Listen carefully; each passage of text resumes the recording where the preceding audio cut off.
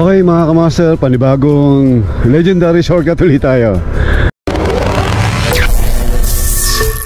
So dito meron kayo share sa inyo na panibagong daan. Ito yung, kung malimit kayo dumadaan dito sa Daang Hari, meron kayo makikita rito sa right side. Ito yung sa mapa ni Grab Navigation is Patindig Araw Bypass Road. Hindi lang ako sigurado kung ayun talaga yung pangalan. Itong papakita ko sa inyong alternate route shortcut. So dito na tayo. Ang pupuntahan natin guys is Anabu 1G in Imus, Cavite.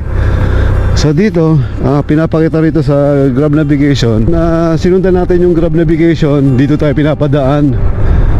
Itong way na to, hindi ko lang alam, paki-comment below na lang kung ano pangalan ng kalsada na to.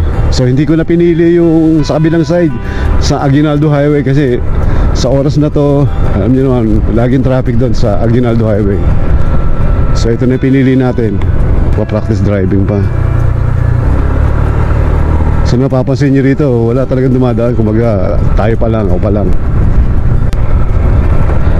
So dire-diretso lang tayo. Hindi ko na ikakat yung video mga master. Ang drop off location natin sa Apple Town Subdivision in Anabu 1G.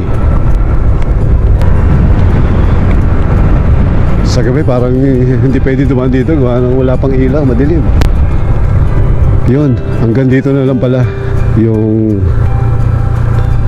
base sa mapa ni Grab. Ang tawag dito is Patindig Bypass, Patindig Araw Bypass Road. So diretso na tayo. Yan.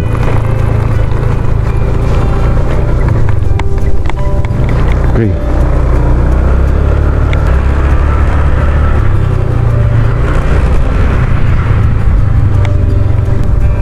Dito na, may nakabang siya na kaya. Okay, para hindi pa kayo problem. Okay, ano po sir? Ma'am Lauren, pakingan dito po. Ayun.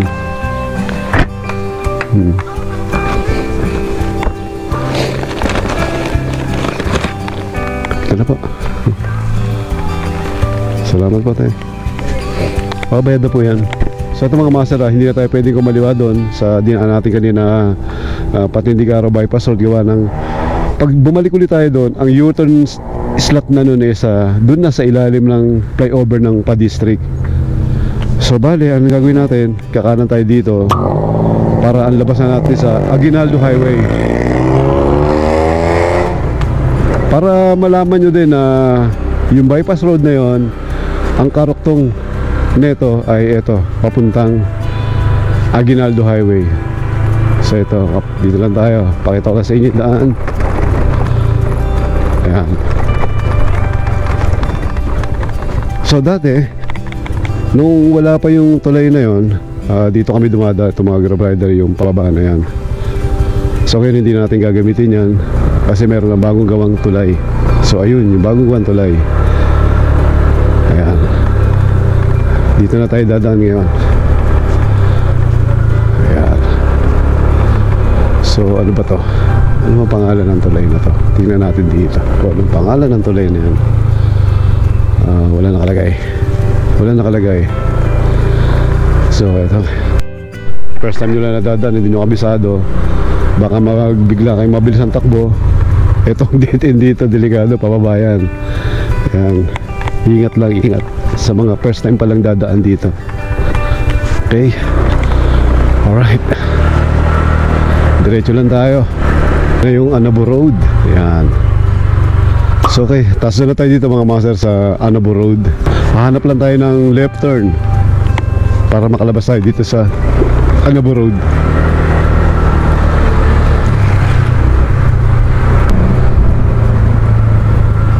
Okay, dito na tayo, kakaliwa na tayo.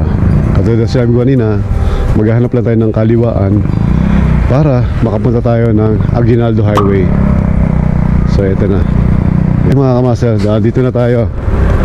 Katulad na nabanggit ko kanina, ang goal natin may pakita ko sa inyo yung alternate route from Patindig Araw Bypass Road para makapunta tayo ng Aguinaldo Highway. Tapos na tayo dito sa along Aguinaldo Highway in Imus, Cavite. Okay, paano mga kamaster, dito ko muna tatapusin ang aking vlog, and please support my channel and Master MG. Paki-follow na lang po yung page natin at paki-subscribe na rin po yung YouTube channel natin, Master MG Motovlog. Okay, and kita kits ulit sa susunod na ating delivery content, and God bless everyone.